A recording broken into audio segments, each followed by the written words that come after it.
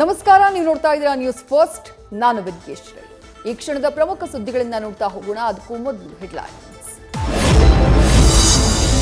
ಮೈಸೂರು ಸುತ್ತೂರು ಮಠಕ್ಕೆ ಎಚ್.ಡಿ. ಕುಮಾರಸ್ವಾಮಿ ಭೇಟಿ, ಶ್ರೀಗಳ ಆಶೀರ್ವಾದ ಪಡೆದು ರಾಜಕಾರಣ ಕುರಿತಂತೆ ಸುದೀರ್ಘ ಚರ್ಚೆ. ಮಂಡ್ಯದಲ್ಲಿ ಅಪ್ಪನ ಪರ ನಿಖಿಲ್ ಕುಮಾರಸ್ವಾಮಿ ಪ್ರಚಾರ.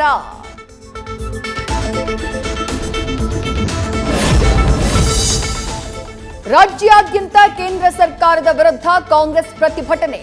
ಚೊಂಬು ಹಿಡಿದು ಮೋದಿ ಸರ್ಕಾರದ ವಿರುದ್ಧ ಆಕ್ರೋಶ. ರಾಜ್ಯಕ್ಕೆ ಬರಬೇಕಾದ ಹಣ ಕೇಳಿದ್ರೆ ಕೊಟ್ಟಿದ್ದು ಚೊಂಬು ಅಂತ ಕಿಡಿಕಾರಿದ ರಣದೀಪ್ ಸುರ್ಜೇವಾಲಾ.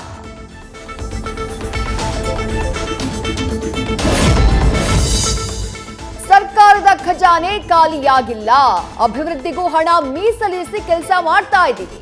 ಕಾಂಗ್ರೆಸ್ ಚೊಂಬು ಪ್ರತಿಭಟನೆ ಬಗ್ಗೆ ವ್ಯಂಗ್ಯವಾಡಿದ ವಿಪಕ್ಷಗಳಿಗೆ ಸಿಎಂ ಸಿದ್ದರಾಮಯ್ಯ ಟಾಂಗ್.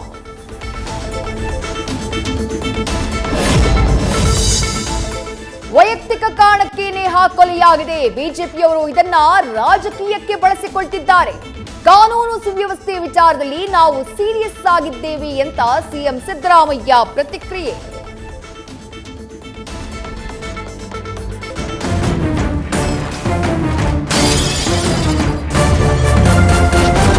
ನ್ಯೂಸ್ ಫಸ್ಟ್, ನಿರ್ಭೀತಿಯಿಂದ ನಿಮ್ಮ ಪರವಾಗಿ.